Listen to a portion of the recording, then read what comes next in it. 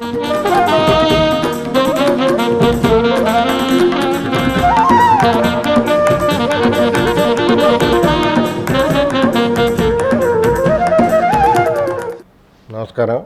CCC నారదీయం కదంబ కార్యక్రమానికి స్వాగతం. మనం ఈ నారదీయంలో ప్రపంచవ్యాప్తంగా కానీ అప్పటికి ఉన్న తాజా పరిస్థితులను కానీ లేదు ఇంట్రెస్టింగ్ సబ్జెక్ట్స్ ఏమైనా ఉంటే వాటి గురించి కానీ చెప్పుకుంటున్నాం. అది కాక రెగ్యులర్గా డాక్టర్ రామారెడ్డి గారి మనసారామం, డాక్టర్ దీప్తి గారి అందం చందం, మంచి ఆడవారికి ముఖ్యంగా విశేషించి ఆడవారికి సంబంధించిన విషయాల మీద చాలా చక్కగా మేకప్ విషయాలు కానీ ఇతర విషయాల్లో కానీ చాలా బాగా చెప్తున్నారు. ఫాలో అయితే మీకు ఆ మెలకువలు కనుక తెలుసుకుంటే చాలా మేలు జరుగుతుంది. సరే, ఇప్పుడు తాజా అంశానికి ఆ రెండు చూడడానికి ముందు అసలు తాజా అంశం. ఇప్పుడు ప్రపంచం అందరి దృష్టి అమెరికా ఎన్నికల మీద ఉంది. అమెరికా అనగానే మనందరికీ ఒక పెద్ద భూతద్దంలో కనిపిస్తూ ఉంటుంది. అమెరికా అన్నది మనం ప్రతిదీ విషయంలోనూ అమెరికాతో పోల్చుకోవడం, అమెరికాతో చేసుకోవడం. అమెరికా అనేటప్పటికీ చాలా గొప్ప సంస్కృతి, గొప్ప నాగరికత, గొప్ప దేశము. అంతా ఏ విధంగా చూసినా రిచ్నెస్ అన్నది మనం ఫీల్ అవుతూ ఉంటాం. మనకు తెలియకపోయినా సరే, ఎక్కడ కూర్చున్న వాడికైనా సరే అమెరికా అనగానే ఒక రకమైన చాలా ఉన్నతమైన భావన. కానీ మరి నిజంగా ఎన్నికల వ్యవస్థలో అటువంటి ఉన్నతత్వం ఉందా అమెరికాలో అంటే చూస్తే మన ఎన్నికల వ్యవస్థ అంత గొప్ప వ్యవస్థ ప్రపంచంలో మరొకటి లేదని చెప్పచ్చు. ప్రజాస్వామ్య దేశాల్లో మనది చాలా సాధ్యమైనంత వరకు రాజ్యాంగబద్ధంగా కానీ లేకపోతే ఎన్నికల కమిషన్కి సంబంధించి కానీ ఇతర విషయాల్లో కానీ సాధ్యమైనంత వరకు దాన్ని చాలా ఫుల్ ప్రూఫ్గా చక్కగా పక్కాగా చేసుకుంటూ వచ్చారు.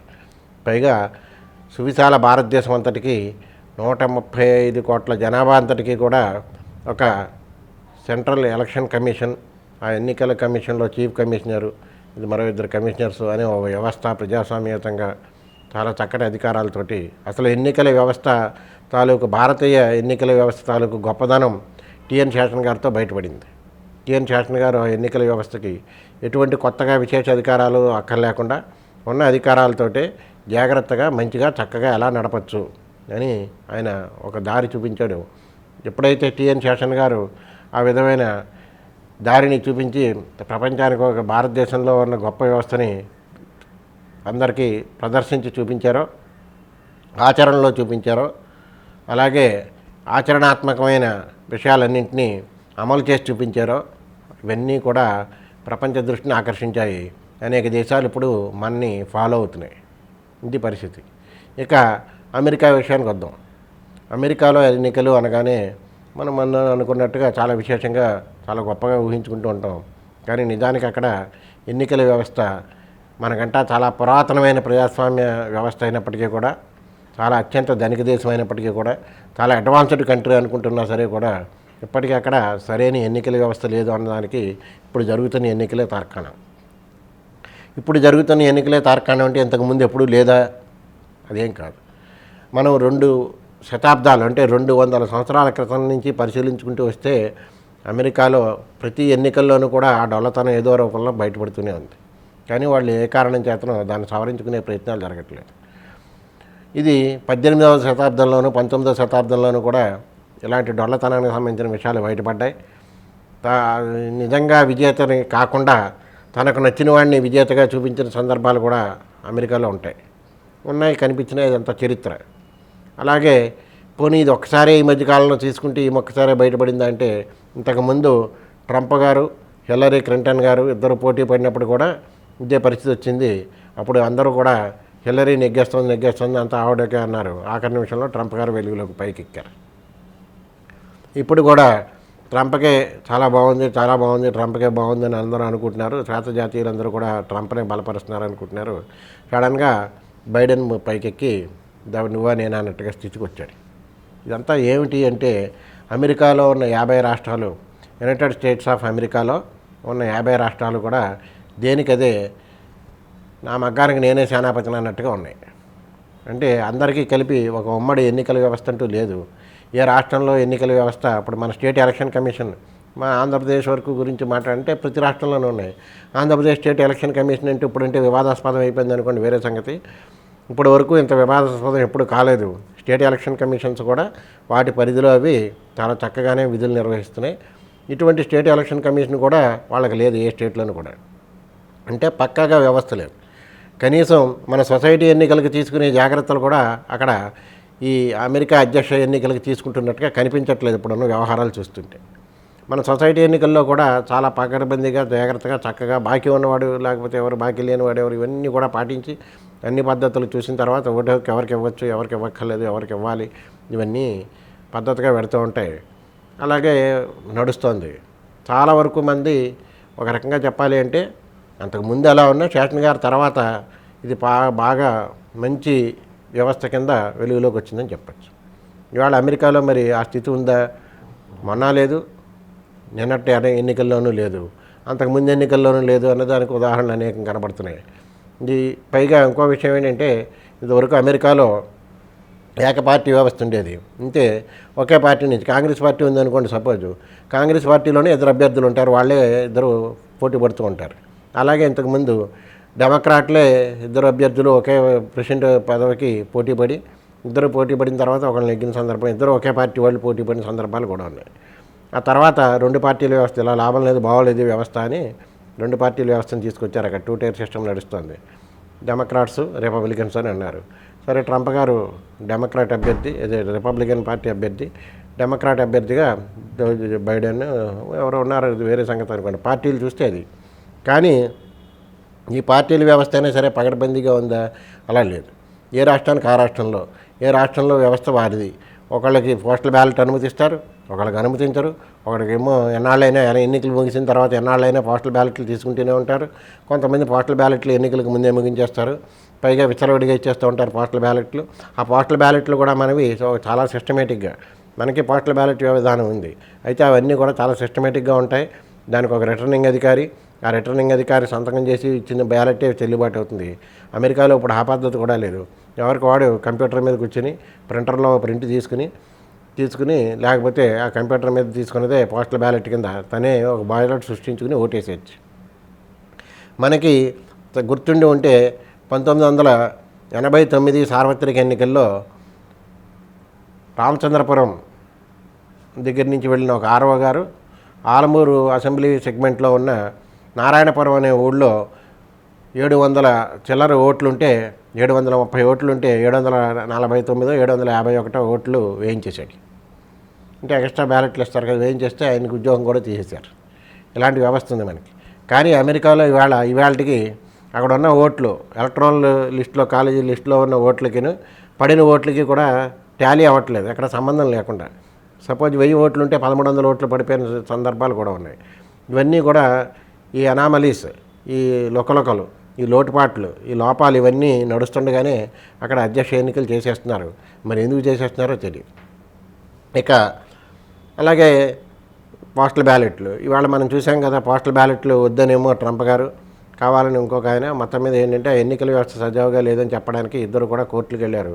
దాదాపు ఇప్పటి వరకు 300 కేసులు పడ్డాయి ఇప్పుడు ఎన్నికలకు సంబంధించి.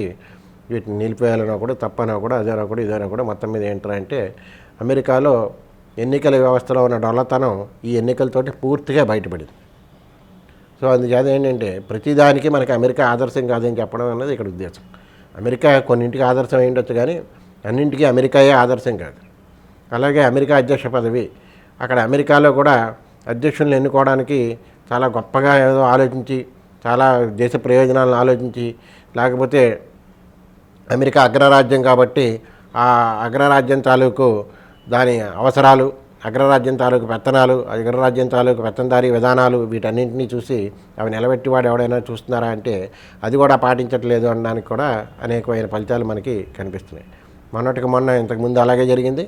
ఇప్పుడు కూడా ఏంటంటే ఇప్పుడున్న వ్యవస్థలో పెద్దగా అమెరికా వ్యవస్థ మీద కానీ ఒక సరైన కూలంకషమైన అవగాహన ఉన్నవాడు కానీ, లేకపోతే ఒక అమెరికా లాంటి దేశానికి ఉండాల్సిన అధిపతి ఎంత గొప్పవాడే, ఎంత జాగ్రత్తగా ఉండాలన్న విషయంలో కానీ పెద్దగా ఏం పాటించట్లేదు అనడానికి మన ట్రంప్ ఒక ఉదాహరణ. తర్వాత ఆయన అమెరికా అధ్యక్షుడు అయిన తర్వాత ఎలా మాట్లాడారో, ఎక్కడ ఎలాంటి సందర్భాల్లో ఎలా చేశారో, ఎలా వ్యవహరించారో మనందరికీ తెలుసు. ఇక రెండో అభ్యర్థి ఇప్పుడు ఒకవేళ నెగ్గితే వచ్చే అభ్యర్థి బైడెన్ ఎవరో, జో బైడెన్ ఎవరో, ఆయన కూడా ఏ వ్యవస్థ మీద ఆయనకి పెద్దగా అంత అవగాహన ఉన్నట్టు కానీ, 2 సార్లు అమెరికన్ వైస్ ప్రెసిడెంట్గా పనిచేసినా సరే కూడా ఆయనకి ఒబామా హయాంలో చేసినా సరే కూడా ఆయన ఇలాంటి విషయాలు ఏవి పెద్దగా పట్టించుకునేవాడు కాదని, దేని మీద ఆయనకి పెద్దగా ఆసక్తి లేదని, సబ్జెక్ట్ ఓరియంటెడ్ కాదని మనకి తెలుస్తుంది. కానీ ఎందుకు మరి ఇలాంటి అమెరికా లాంటి అగ్రరాజ్యం పెత్తనం ప్రపంచం మీద అందరికీ పోలీసుగా పెద్దన్నగా ఉండాల్సిన దేశంలో ఎన్నికల వ్యవస్థని ఎందుకు వాళ్ళు ప్రక్షాళన చేసుకోలేకపోతున్నారు, జనం కూడా ఎందుకు పట్టించుకోవట్లేదు ఈ వ్యవస్థని అని చూస్తే అక్కడ మొదటి నుంచి మనకు కనిపిస్తున్నది ఏంటంటే ఇప్పటికీ అంత గొప్ప దేశంలో అక్కడ వర్ణ వివక్ష, ఆ రేసిజం అనేది ఇప్పటికీ కంటిన్యూ కొనసాగుతుంది. అక్కడ నల్ల జాతీయులు, శ్వేత జాతీయులు అనే ఆ భేదభావం ఇప్పటికీ స్పష్టంగా కనిపిస్తూనే ఉంది. ఒబామా గారి హయాంలో కొంత దాన్ని తగ్గించి లేకపోతే ప్రక్షాళన చేసి దాన్ని ఏదో దారిలో పెడదామనే ప్రయత్నం జరిగింది. మళ్ళీ ఒబామా తర్వాత మళ్ళీ మామూలుగానే వచ్చేసింది. అక్కడ మనం ఏదో పెద్ద అంత గొప్ప దేశం అనుకుంటున్న అమెరికాలో ఇవాళకి నల్ల జాతీయులకి సెపరేట్ కాలనీలు ఉంటాయి. వాళ్ళు ఊళ్ళో అందరితో కలిసే వ్యవస్థ కాదు. మనకి ఆ పరిస్థితులు లేవు. పూర్వం ఎప్పుడు ఏమైనా ఉన్నాయనుకున్నా అవి కూడా అప్పటి అవసరాలు రీత్యా ఏం చేసినా సరే కూడా మొత్తం మనకి అటువంటి వాటి నుంచి చాలా వరకు మనం బయటపడ్డాం. కానీ అమెరికాలో ఇవాళకి నల్ల జాతీయులకి, ఆ నీగ్రోలు అన్న వాళ్ళకి సెపరేట్ కాలనీసే ఉంటాయి. వాళ్ళు సెపరేటు. అలాగే అన్ని వ్యవస్థల్లో కూడా మనకి ఇంకా ఏంట్రా అంటే మనకి నిమ్న జాతులు, అట్టడుగు వర్గాలు, లేకపోతే అణచివేతకు గురైన వర్గాలు అని చెప్తున్న వారికి ఏవైతే ఉన్నాయో ఇవన్నింటికి కూడా అంబేద్కర్ గారి పుణ్యమని అనేకమైన సౌకర్యాలు, అనేకమైన ఫెసిలిటీస్, అనేకమైన వారిని సమాజంతో మమేకం చేసే ప్రయత్నాలు అనేకం అలా జరుగుతున్నాయి కూడా. అక్కడ ఇప్పటికీ అలాంటి ప్రయత్నాలు లేవు. అది కాదు సరికదా. ఒక బ్యాంకుకి పెడితే ఇక్కడ మనకి అమెరికాలో శ్వేత జాతీయుడికి 3% వడ్డీ వసూలు చేస్తే నల్ల జాతీయుడికి 12% వడ్డీ వసూలు చేస్తారు. ఇప్పటికీ అది నడుస్తుంది అక్కడ వ్యవస్థ. ఇలాంటి వ్యవస్థను వాళ్ళు ఎన్నికలు జరుపుకుంటున్నారు. ఆ ఎన్నికల ఫలితాలు, వాటి గురించి తగిన వివాదాలు, దెబ్బలాట్లు ఎలా ఉన్నాయో చూద్దాం. అయితే ఇక్కడ ఇంకొక విషయం కూడా చెప్పుకోవాలి. ఎందుకు భారతీయులు అంటే ప్రవాస భారతీయులు స్పష్టంగా కనబడుతుంది. ప్రవాస భారతీయులు మ్యాక్సిమం అంటే 90% అబవ్ డెమోక్రాట్లని బలపరుస్తున్నారు అన్నది స్పష్టంగా అక్కడ తేలిపోతుంది. డెమోక్రాట్లుగానే ఒక రాజమండ్రిలో సంబంధించిన ఒక అమ్మాయి మాత్రమే, మంగా అనంతాత్మల అన్న ఒక ఆవిడ మాత్రమే రిపబ్లికన్ అభ్యర్థిగా ఉన్నారు. నెగ్గిన వాళ్ళందరూ కూడా ఎక్కువ మంది డెమోక్రాట్ అభ్యర్థులుగానే వెలుగులోకి వచ్చారు. అక్కడ స్టేట్స్ కావనండి, సెంట్రల్ కావనండి, ఎవరు చేసినా సరే ప్రవాస భారతీయులు, వాళ్ళు తెలుగువాడు అవ్వచ్చు, ఇంకోటి అవ్వచ్చు. ఏమిటి కారణం అంటే ఇక్కడ డెమోక్రాట్లు ఉన్నంత ఒక రకంగా చెప్పాలంటే లిబరల్గా రిపబ్లికన్స్ ఉండరు అన్నది ఒక భావనగా వీళ్ళందరూ ఈ ప్రవాస భారతీయులే కాకుండా ఇతర ప్రాంతాలు ఎవరు వెళ్ళిన వాళ్ళు కూడా భావిస్తున్నారు. బట్టి బహుశా డెమోక్రాట్లను బలపరుస్తున్నారేమో అనే అనుకోవచ్చు. మొత్తం మీద ఏదైనా ఒక వివక్ష అనేది అక్కడ ఇప్పటికీ కొనసాగుతోంది. ఎన్నికల వ్యవస్థ తాలూకు డొల్లతనం పూర్తిగా స్పష్టంగా కనబడుతోంది ఇలాంటి వ్యవస్థలో ఉన్న. అందుచేత ఇవన్నీ చెప్పుకోవాల్సిన విషయం ఏంటంటే అమెరికా అన్నది అందరికీ అన్ని సందర్భాల్లోనూ ఎల్లవేళలా ఆదర్శం కాదు. కానీ ఇప్పుడు ఎందుకు అమెరికా గురించి మనం ఆలోచించాలి అంటే ఖచ్చితంగా ఆలోచించాలి. ఇవాళ చైనా అనే కుట్ర మనస్తత్వంతో ఉన్న దేశాన్ని, మొత్తం ప్రపంచం మొత్తాన్ని తన అధీనంలోకి తెచ్చుకోవాలని రకరకాల కుట్రలతోటి, ఇదిగో మొన్నటికి మొన్న వ్యూహాన్ని కుతంత్రంతో బయటపడిన చైనాని అదుపులో కనుక పెట్టకపోతే ప్రపంచ దేశాలన్నీ కూడా ఎలాంటి ఇప్పుడు మనం అనుభవిస్తున్నాం ఇలాంటి పాండమిక్స్ కానీ ఇంకోటి కానీ ఇవి మళ్ళీ వస్తూనే ఉంటాయి. ఇంతకుముందు కూడా మనం మొదట్లోనే చెప్పుకున్నాం, చాలా ఇది కరోనా బయటపడిన కొత్తల్లోనే ఇంతవరకు వచ్చిన ప్రపంచ ఆర్థిక సంక్షోభాలు 5 వస్తే ఈ మధ్యకాలంలో 100 ఏళ్ల వ్యవధిలో 5ంటికి కూడా కారణం చైనాయే అని చెప్పుకున్నాం. అలాగే ప్రపంచవ్యాప్తంగా వచ్చిన పాండమిక్స్, ఇలాంటి అంటువ్యాధులు ఎక్కడైనా వస్తే చెప్పుకోదగ్గ 5 అంటువ్యాధులు కూడా చైనా నుంచే వచ్చాయి తప్ప మరి ఎక్కడి నుంచి కాదు. ఇతర ప్రాంతాల నుంచి ఏమైనా ఒకటో చిన్న 60 వచ్చినా. ఇంకొకటి, శతాబ్దాల చరిత్రలో వెనక్కి విడిచి చూస్తే భారతదేశం నుంచి అంటువ్యాధి అనేది ఎక్కడ బయటకు ఒక్కటి కూడా ఒకటి కూడా భారతదేశం నుంచి వచ్చింది అని చెప్పడానికి ఒక్క అంటువ్యాధి కూడా లేదు. అంటే మన సంస్కృతి, మన జీవన విధానం, మన ఆహార విహారాదులు ఎంత గొప్పవో ఎప్పటికైనా గుర్తించి మనం వాటిని అనుసరించడానికి, వాటిని అనుకరించడానికి, వాటిని అనూచానంగా ముందు తరాలకు తెలియజెప్పడానికి, వారు కూడా వాటిని పాటింపజేయడానికి మనం ఎప్పటికైనా సమాయత్తం అయితే మనం మున్ముందు భారతీయ సంస్కృతి ఏదైతే భారతీయ ఆచార వ్యవహారాలు ఉన్నాయో ఇవన్నీ ప్రపంచానికి ఆదర్శం అవుతాయని చెబుతూ, అందుచేత చైనాని కట్టడి చేసే భారతీయ కోరికే కాదు ఇది, ప్రపంచం అందరి కోరిక, ఇది భారతీయులు ఒక్కళ్ళది కోరిక అని అనుకోకండి. చైనాని కట్టడి చేయగలిగిన అమెరికా అధ్యక్షుడు కావాలని అందరూ కోరుకుందాం. ఏ అధ్యక్షుడు ఎవరు వచ్చినా సరే కూడా చైనాని కట్టడి చేయగలిగేవాడు అయ్యి ఉండాలి తప్ప చైనాని చూసి వెళ్ళిపోయేవాడు, చైనాతో ప్రైవేట్ ఒప్పందాలు చేసుకునేవాడు మాత్రం వస్తే కనుక మనకే కాదు ప్రపంచం అంతటికీ కూడా నష్టం జరుగుతుందని చెబుతూ తక్కిన కార్యక్రమంలో పెడదాం. నా స్వస్తి.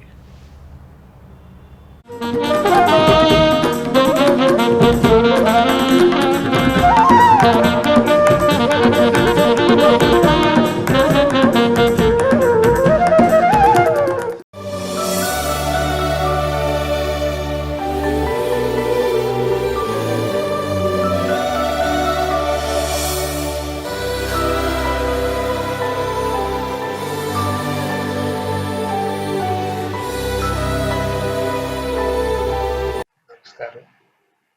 నారదీయం కార్యక్రమంలో మనసారామం అంశానికి స్వాగతం.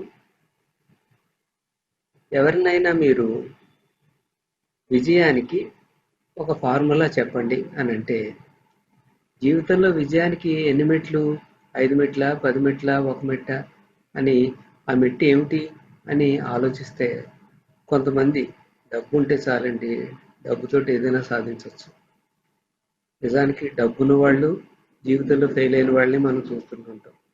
అదేవిధంగా డబ్బు లేకపోయినా కూడా జీవితంలో ఎంతో ఉన్నత స్థితికి వెళ్ళిన వాళ్ళు కూడా మనం చూస్తున్నాం. అలాగే కొన్ని అందచందాలు అవి ఏమన్నా విజయానికి తోడ్పడతాయా అంటే, అందచందాలు ఉన్నంత మాత్రానే జీవితంలో విజయం సాధిస్తారని అనుకోక్కర్లేదు. ఏ విధమైనటువంటి అందం లేకుండా కురూపిగా ఉండేటటువంటి వాడు కూడా జీవితంలో విజయాలు సాధించడం మనం చూస్తున్నాం. కొన్ని తెలివితేటల వల్ల జీవితంలో విజయం సాధిస్తారా అంటే, తెలివైన వాళ్ళు కూడా జీవితంలో ఫెయిల్ అవ్వడం చూస్తుంటుంటాం. తెలివితేటలు కేవలం సామాన్యంగా ఉండి కూడా కష్టపడి పైకి వచ్చిన వాళ్ళు కూడా మనం చూస్తుంటాం. సక్సెస్ఫుల్ పీపుల్ వాళ్ళలో ఉండేటటువంటి సామాన్యమైనటువంటి కామన్ ఫ్యాక్టర్ ఏంటి అది కానీ మనం చూసినట్టయితే, అందరిలోనూ కూడా ఉండేటటువంటి ఏమిటంటే సమయపాలన. సమయాన్ని ఎవరైతే సద్వినియోగం చేసుకుంటారో వాళ్ళే జీవితంలో సక్సెస్ఫుల్గా మిగులుతారు. మరి ఏమిటి సమయపాలన ఏమిటి? అందరికీ కూడా ఆ 365 రోజులే, ఆ 24 గంటలే, 60 నిమిషాలు, 60 సెకండ్లే.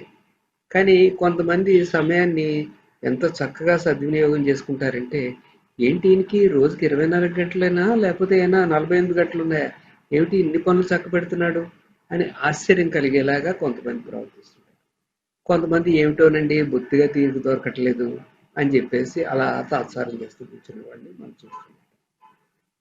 ఇక్కడ ఏం జరుగుతోంది అంటే, కొంతమంది వాళ్ళకి సమయం పట్ల ఉండేటువంటి దృక్పథం, ప్రతి నిమిషం ప్రతి సెకండు కూడా ఎంత విలువైందో గమనిస్తూ దాన్ని జాగ్రత్తగా ఏ విధంగా యూటిలైజ్ చేసుకోవాలి అనేటటువంటి వాళ్ళు, సరైన ప్లానింగ్తో టైంని మేనేజ్ చేసుకునే వాళ్ళకి నిజానికి ఉన్న టైం అంతా కూడా ఎన్నో సత్కార్యాలు చేయడానికి ఉపయోగపడుతుంది. ఈ టైం మేనేజ్మెంట్ విషయంలో ఇక్కడ కొంతమంది మల్టీ టాస్కింగ్ చేయడం ద్వారా సమయాన్ని వినియోగం చేస్తుంటుంటారు. అంటే ఆ విధంగా ఎక్కువ కార్యాలు చేస్తుంటారు. కొంతమంది మల్టీ టాస్కింగ్ కాకుండా సింగిల్ టాస్క్ తోటే సరిపెడుతుంది. రెండింటికి ఏంటి తేడా అంటే, మల్టీ టాస్కింగ్ అనేటటువంటిది ఒకే సమయంలో 2-3 పనులు చేసేస్తుంటాం. అంటే ఏమిటి, ఓ పక్క నుంచి ఏమో బుర్రలో ఏదో ఆలోచిస్తూ ఉంటుంటారు, రెండో పక్క నుంచి కంప్యూటర్ పని చేసేస్తుంటారు, మూడో పక్క నుంచి ఏమో ఏదో ఇన్స్ట్రక్షన్స్ ఇవ్వాల్సిన ఇస్తుంటుంటారు, ఇంకో పక్క నుంచి ఏమో టీవీలో అప్పుడప్పుడు న్యూస్ చూస్తుంటుంటారు. ఇలాగా, లేకపోతే గృహిణి ఉందనుకోండి, ఓ పక్క నుంచి ఏమో అక్కడ వంటగదిలో తెడ్డు తిప్పుతుంటుంటుంది, ఇంకో పక్క నుంచి సీరియల్ ఫాలో అవుతుంటుంది, ఇంకో పక్క నుంచి ఏమో అబ్బాయికి హోంవర్క్ చేస్తుంటుంటుంది. ఇది మల్టీ టాస్కింగ్. మల్టీ టాస్కింగ్ ఎప్పుడూ అనర్థమే. ఎందుకంటే బ్రెయిన్లో ఉండే రిసోర్సెస్ అలా సర్దుకుంటాయి తప్పించి రిసోర్సెస్ ఏం పెరిగిపోయి ఉండేది ఏం ఉండదు.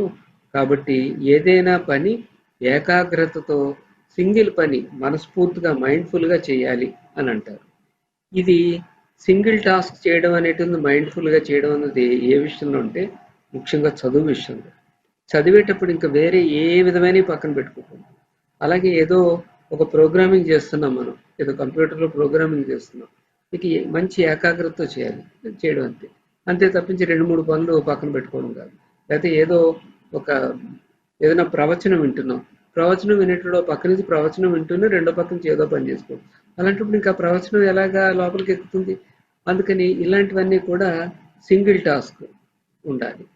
మరి మల్టిపుల్ టాస్క్ కూడా అప్పుడప్పుడు వాడచ్చు. ఎప్పుడంటే ఉదాహరణకి టీవీ చూస్తూ ఏదైనా భోంచేయడం. భోజనం చేసేటప్పుడు ఏకాగ్రతగా ప్రతి వస్తువు ఇలా తినాలి అనేటువంటి అంత అక్కర్లేదు కాబట్టి భోజనం అనేది 10 నిమిషాల్లో టకటక అవగొట్టేసేదే కాబట్టి ఓ పక్క నుంచి ఆ టీవీ చూస్తూ వార్త చూస్తూ తిండి తినేయండి. లేకపోతే రెండో పక్క నుంచి మనకి ఇష్టమైనటువంటి ఏదో ఒక లెసన్ వినాలనుకోండి, లెక్చర్ విందాం, లేకపోతే ఏదో పాట వినడం, ఇలాంటిది ఏదో చేయాలనుకోండి. అలాంటప్పుడు మనం ఎక్సర్సైజ్ మిషన్ మీద ఉన్నాం అంటే ఏదో ట్రెడ్మిల్ మీదో లేకపోతే వైబ్రేషన్ మిషను లేకపోతే ఎక్సర్సైజ్ సైకిల్ మీద ఉన్నాం. ఎక్సర్సైజ్ సైకిల్ మీద ఉండి మనం ఇయర్ ఫోన్స్ హెడ్ ఫోన్స్ ఏదో పెట్టుకుని అది వింటున్నాం అనుకోండి. అప్పుడు ఏమవుతుందంటే ఇటు ఒక అరగంట సేపు ఈ పని అయిపోతుంది, ఆ పని అయిపోతుంది. పైగా అడ్వాంటేజ్ ఏంటంటే ఈ అరగంట సేపు ఈ ఎక్సర్సైజ్ చేసే శ్రమ మనకు తెలియకుండానే మనకి అనుకూలమైనటువంటి పనులు అయిపోతుంది. లేకపోతే అలాగే టిఫిన్ తినేటప్పుడు పేపర్ చదువుతూ టిఫిన్ తిన్నాం అనుకోండి, అటు టిఫిన్ ఆనందం ఉంటుంది, పేపర్ చదివిన ఆనందం ఉంటుంది. ఈ విధంగా సమయాన్ని మనం సేవ్ చేసుకుంటాం అనమాట. మల్టీ టాస్కింగ్ అలాంటప్పుడు మనకు పనికొస్తుంది. అంటే అందులో మరీ సీరియస్ అంశాలు కావు అనేటువంటి 2 లైట్ అంశాలు మనం కలపడం ద్వారా టైం సేవ్ చేసుకుంటాం. ఇక టైం విషయంలో మనం క్యాటర్ చేయాల్సిన విషయంలో ఒక ఒక ముఖ్యమైనటువంటి ఒక అంశం ఉంటుంది. అదేమిటంటే కోవీస్ క్వాడ్రాంగిల్. ఈ కోవీస్ క్వాడ్రాంగిల్ అనేటటువంటి మీరు ఒకసారి చూసినట్టయితే మనకి జీవితంలో తారసపడేటటువంటి అంశాల్ని మనం ఏ విధంగా విభజించుకోవాలి, వాటిని పట్ల మనం ఏ విధంగా మన దృక్పథాన్ని చూపించాలి అనేటటువంటిది అర్థమవుతుంది. ఆ విధంగా మనం సమయాన్ని వినియోగం చేసుకోవడం అనేది చేసుకోవచ్చు అన్నమాట. ఇక్కడ మీకు ఒక క్వాడ్రాంగిల్ కనిపిస్తుంది. దాన్ని 4 భాగాల కింద చేసి ఉంది. ABCD ఇది కోవీస్ అన్నమాట. ఈ ABCD అన్న భాగాల్లో ఏ అంటే ఏమిటంటే ఇంపార్టెంట్ అండ్ అర్జెంట్. బి అంటే ఏమిటంటే ఇంపార్టెంట్ బట్ నాట్ అర్జెంట్.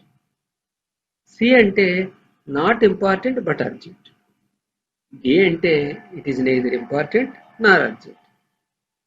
మనకి జీవితంలో తారసపడే అంశాల్ని ఈ 4 భాగాల కింద విభజించుకున్నట్టయితే మనం టైంని చాలా ఖచ్చితంగా మనకి బాగా వినియోగం చేసుకోవడానికి అవకాశం ఉంటుంది. ఏ అంటే ఏమిటి? Important and urgent. ఒక ఉదాహరణ, ఏదో పాత్రికేయుడిగా ఏదో రేపటికి ఏదో సబ్మిట్ చేయాలి, ఫలానా ఎస్సే ఏదో సబ్మిట్ చేయాలి, లేకపోతే ఏదో స్టోరీ తయారు చేసి పంపించాలి. టైం లిమిటెడ్ అది, ఆ టైం లోపల చేసేయాలి అంతే. అలాగే ఎగ్జామినేషన్ క్లాస్లో టెస్ట్ పెడతా అన్నారు, సోమవారం టెస్ట్, మనకు 2 రోజులు టైం ఉంది, ఇగో ఇన్ని పేజీలు చదవాలి. ఇలాగా ఇదేమిటంటే అది ఇంపార్టెంట్ అండ్ అర్జెంట్ ఏ అన్నమాట. ఇది సామాన్యంగా టైం మేనేజ్మెంట్ గురించి తెలిసినవాడు పాటిస్తాడు, తెలియనివాడు కూడా పాటిస్తాడు. ఈ విషయంలో పెద్ద ప్రాబ్లం లేదు.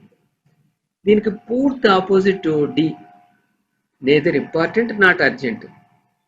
ఇది డి అంటే ఎలాంటిదంటే ఉదాహరణకి మీ ఇంట్లో వైఫై ఎందుకో పనిచేయటం లేదు, కానీ క్లాసులో ఏం చెప్పారంటే ఇగో రేపటికి ఫలానా ఇగో ఇలా స్వాతంత్ర సమరయోధులు ఒక 25 మంది బొమ్మలు డౌన్లోడ్ చేసి అది ప్రింట్అవుట్లు తీసుకురావాలి అని ఏదో చెప్పారు, వాళ్ళ బొమ్మలు తయారు చేయాలన్నారు.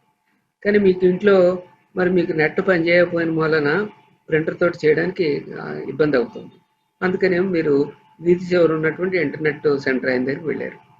వెళ్తే ఆయనేమో చెప్పారు, ఇగో గంటకండి ఇలా ఒక 50 రూపాయలు లేదా 100 రూపాయలు, 100 రూపాయలు అని చెప్పాడు గంటకి.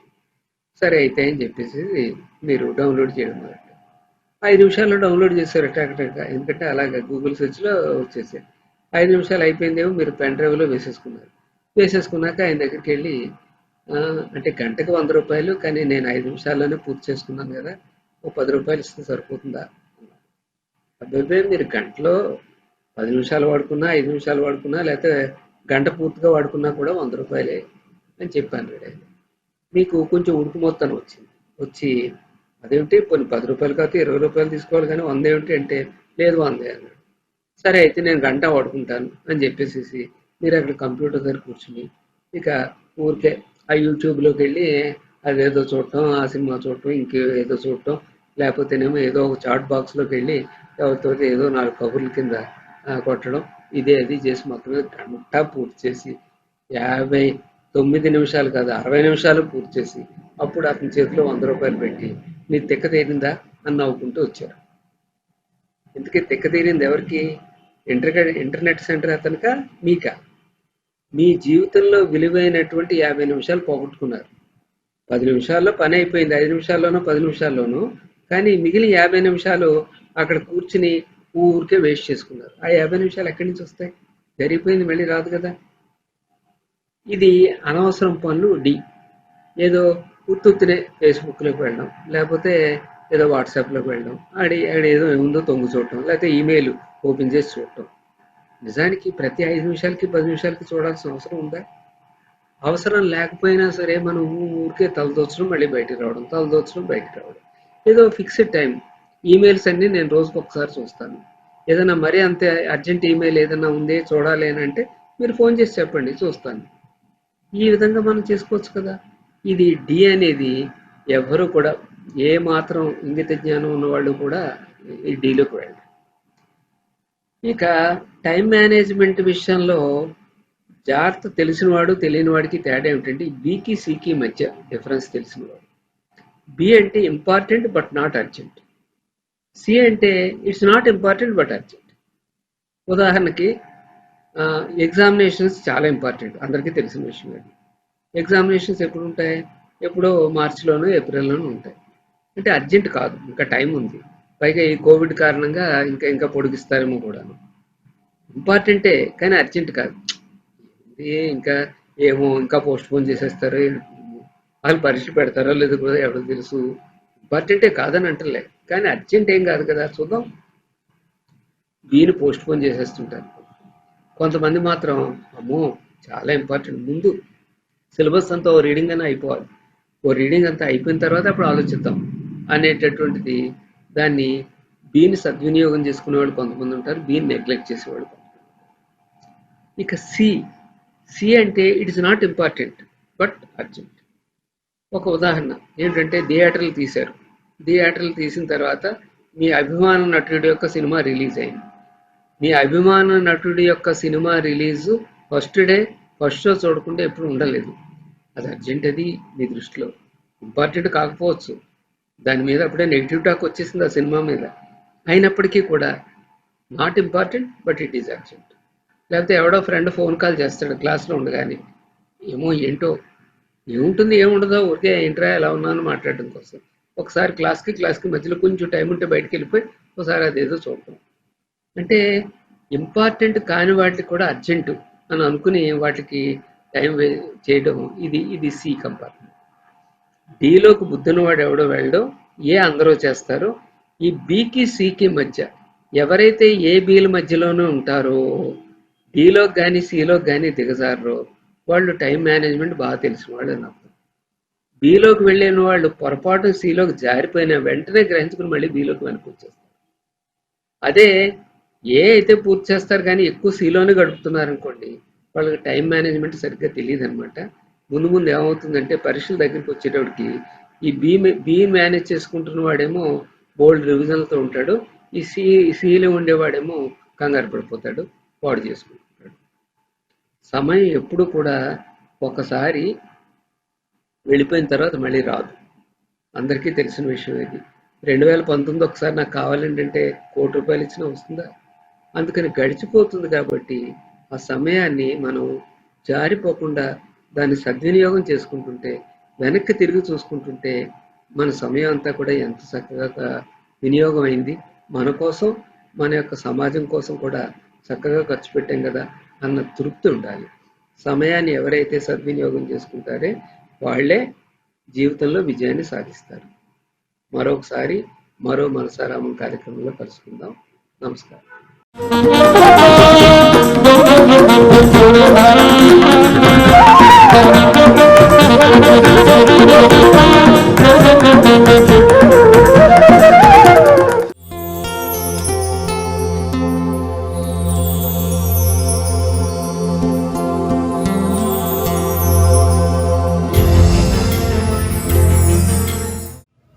అందరికీ నమస్కారం.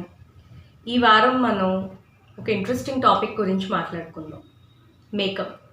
ప్రతి ఆడవాళ్ళకి, అంటే చిన్న అమ్మాయి దగ్గర నుంచి పెద్దవాళ్ళకి, వాళ్ళు బయటికి చెప్పుకున్నా చెప్పుకోకపోయినా మేకప్ అనగానే ఒక మంచి స్మైల్ వచ్చేస్తుంది ఫేస్ మీద. సో ఈ వారం మనం అసలు మేకప్ వాడాలా వద్దా, వాడితే ఎలాంటి మేకప్ వాడాలి, మేకప్ వాడడం వల్ల వచ్చే స్కిన్ ఇష్యూస్ ఏమేమి ఉంటాయి, అవి రాకుండా మనం మన స్కిన్ని ఎలా కాపాడుకోవాలన్న దాని గురించి మాట్లాడుకుందాం. ఫస్ట్ అండ్ ఫార్మోస్ట్, మేకప్ అన్నది అంటే అందం కోసం, బ్యూటీని ఇంకా పెంపొందించుకోవడం కోసం, సో అది వేసుకుంటూ ఉంటారు. అపార్ట్ ఫ్రమ్ దట్ కొన్ని ప్రొఫెషన్స్ ఉంటాయి, లైక్ హోటల్ ఇండస్ట్రీ లేదా ఎయిర్ హాస్టల్స్. వీళ్ళందరికీ ఏంటంటే మేకప్ అన్నది compulsory, it's a part of their uniform అనమాట. సో అలాంటి వాళ్ళు కంపల్సరీగా మేకప్ వేసుకోవాల్సిన పరిస్థితి ఉంటుంది. సో మేకప్ వాడాల్సిన సిచ్యువేషన్ వస్తే ఎలాంటి మేకప్ వాడుకోవాలి మనం, మేకప్ వేసుకోవాలా లేదా అన్నది మన పర్సనల్ ఒపీనియన్ అవ్వచ్చు. కానీ మేకప్ వేసుకోవాలి అనుకుంటే లేదా వేసుకుంటూ ఉంటే మనం అది మేకప్ ప్రోడక్ట్ తీసుకునేప్పుడే ఏమేం జాగ్రత్తలు పాటించాలో ఒకసారి క్షుణ్ణంగా చూసుకోవాలి. మోస్ట్ ఇంపార్టెంట్ ఏంటంటే పారాబెన్ ఫ్రీ ఉండాలి. అంటే మనం makeup most of the time అది కలర్ టోన్ సెట్ అవుతుందా లేదా మన స్కిన్ టోన్కి, అది మంచి కంపెనీయా కాదా, దాని కాస్ట్ ఎంత, అంతవరకే ఆలోచిస్తారు. కానీ ఎవరు కూడా తిప్పి వెనకాల లేబుల్లో ఇంగ్రీడియంట్స్ ఏముంటాయి అన్నది చూసుకోరు. అన్ని ప్రోడక్ట్స్ కూడా లేబుల్లో అసలు ఇంగ్రీడియంట్స్ అన్నది లేబుల్లో కంపల్సరీగా ఉండాల్సిన సిచ్యువేషన్ కూడా లేదు. సో మోస్ట్ ఇంపార్టెంట్ మనం గుర్తుపెట్టుకోవాల్సింది, మన స్కిన్ని మనం ప్రొటెక్ట్ చేసుకోవాలి అంటే మనం వాడే ప్రతి వస్తువు, అది ఫేస్ వాష్ అవ్వనివ్వండి, సన్ స్క్రీన్ అవ్వనివ్వండి, మాయిశ్చరైజర్ అవ్వనివ్వండి, లేదా మేకప్ అయినా ఏదైనా కూడా దాంట్లో ఏముంది అన్నది ఇంగ్రీడియంట్స్ మనం ఖచ్చితంగా తెలుసుకోవాలి. ఇనీషియల్గా ఒక పెద్ద లిస్ట్ ఆఫ్ ఇంగ్రీడియంట్స్ ఉండేసరికి అవేంటో కూడా అర్థం కాని పరిస్థితి. కానీ ఇప్పుడు మనకు గూగుల్ ఉంది, సో ఏదైనా కూడా గూగుల్ చేసుకోవచ్చు. ఒక ప్రోడక్ట్ నోరు తిరగని ఇంగ్రీడియంట్ అయినా కూడా అసలు అది ఏంటి, ఎందుకు వాడుతున్నాం అన్నది మనం తెలుసుకోవచ్చు. దానివల్ల వచ్చే హాని కూడా తెలుసుకోవచ్చు. So most important, paraben free ఉండాలి. అంటే మిథైల్ పారాబెన్, ప్రొపైల్ పారాబెన్ ఇలాంటివన్నీ ప్రిజర్వేటివ్స్ ఉంటాయి. వాటి వల్ల ఏంటంటే షెల్ఫ్ లైఫ్ ఇంక్రీజ్ అవుతుంది. ఆ మేకప్ ప్రోడక్ట్ అన్నది మనం చూస్తాం కదా, ఎక్స్పైరీ డేట్ 2 years వరకు ఉంటుంది, 3 years వరకు ఉంటుంది. అట్లీస్ట్ ఎక్స్పైరీ డేట్ రాసిన వాళ్ళు, ఎక్స్పైరీ డేట్ రాయని ప్రోడక్ట్స్ బోలెడ్ ఉంటాయి. సో ఎక్స్పైరీ దాని షెల్ఫ్ లైఫ్ ఇంప్రూవ్ చేయడం కోసం కొన్ని ప్రిజర్వేటివ్స్ అవి యాడ్ చేస్తారనమాట. వాటి వల్ల స్కిన్కి చాలా ప్రాబ్లమ్స్ రావచ్చు. అండ్ మేకప్ వల్ల వచ్చే ప్రాబ్లమ్స్ ఇమీడియట్గా ఉండకపోవచ్చు. అందరికీ ఏంటంటే నేను ఎప్పటి నుంచో వాడుతున్నాను ఈ ప్రోడక్ట్, నాకు ఎప్పుడు ఏ ప్రాబ్లం రాలేదండి, ఈ మధ్య కొంచెం చిన్నగా పింపుల్స్ వస్తున్నాయి, లేదా ర్యాషెస్ వస్తున్నాయి, లేదా పెట్టుకున్నప్పుడు బాగానే ఉంది, ఎండలోకి వెళ్తుంటే కొంచెం మండినట్టు అవుతుంది, ఇలా వేగ్ అండ్ నాన్ స్పెసిఫిక్ సిమ్టమ్స్తో కొందరు వస్తారు. And most of the time అది మేకప్ వల్ల అలర్జీ అంటే కూడా ఫస్ట్ అండ్ ఫార్మోస్ట్ పేషెంట్ లేదండి నేను ఎప్పటి నుంచో వాడుతున్నాను, ఇది ఎన్నో ఇయర్స్గా వాడుతున్న ప్రోడక్ట్, ఐ డోంట్ బిలీవ్ ఇప్పుడు నాకు ఇలా అలర్జీ వచ్చిందంటే ఇది అంటే నాకు అనిపించట్లేదు అంటారు. కానీ మనం తెలుసుకోవాల్సింది ఏంటంటే మేకప్ అయినా ఏ ప్రోడక్ట్ అయినా కూడా అలర్జిక్ కాంటాక్ట్ డర్మటైటిస్ అన్నది ఉంటుంది. అంటే దానివల్ల మన స్కిన్ మీద వచ్చే అలర్జీ అనమాట. అది మన స్కిన్తో కాంటాక్ట్లోకి వచ్చినప్పుడు అది ఇమీడియట్గా ఉండదు. Like for example some hair dye allergies ఉంటాయి. డై పెట్టుకున్న వెంటనే ఫేస్ ఇచ్చింగ్ వచ్చేయడము, ఉబ్బిపోవడము, బాగా మండిపోవడము, ఇలా ఫిజికల్ చేంజెస్ తెలిసిపోతూ ఉంటాయి. సో దానివల్ల ఏంటంటే దీనివల్ల నాకు అలర్జీ ఉంది అన్నది పేషెంట్కి అర్థమైపోతుంది, ప్రతి ఒక్కరికి అర్థమైపోతుంది. కానీ ఇలా కాంటాక్ట్ డర్మటైటిస్ ఏదైతే allergic contact dermatitis long duration, అప్పుడప్పుడు 5, 10, 20 సంవత్సరాలు వాడిన తర్వాత కూడా మన body it can develop an allergy towards certain things అనమాట. సో అందుకని హైపో అలర్జిక్ ప్రోడక్ట్స్ ఉండాలి.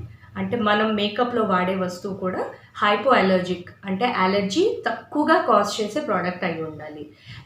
అండ్ అపార్ట్ ఫ్రమ్ దాట్ వీలైనంత వరకు అంటే కొన్నిట్లో టింట్స్ కోసం వాడే ప్రోడక్ట్స్ కెమికల్స్ ఉంటాయి, ఫిజికల్ ఉంటాయి. Like zinc oxide, titanium dioxide, ఇవన్నీ ఏంటంటే there are metals but they are physical products. So physical products వల్ల ఏంటంటే సైడ్ ఎఫెక్ట్స్ రావడం చాలా తక్కువగా ఉంటుంది. వీటి వల్ల కొంచెం సన్ ప్రొటెక్షన్ కూడా ఉంటుంది. అదే సర్టన్ కెమికల్ కలర్స్ వల్ల కెమికల్స్ వల్ల వచ్చే కలర్స్ టింట్ ఉంటుంది కదా, సో అదేంటంటే నెంబర్ ఉంటుంది, certain number, this is causing the colour అన్నట్టు ఉంటుంది. సో వెనకాల లేబుల్ తిప్పి చూడడం అన్నది వెరీ వెరీ ఇంపార్టెంట్. సో ఫర్దర్గా మనం నెక్స్ట్ ఎపిసోడ్లో తెలుసుకుందాం. బాయ్.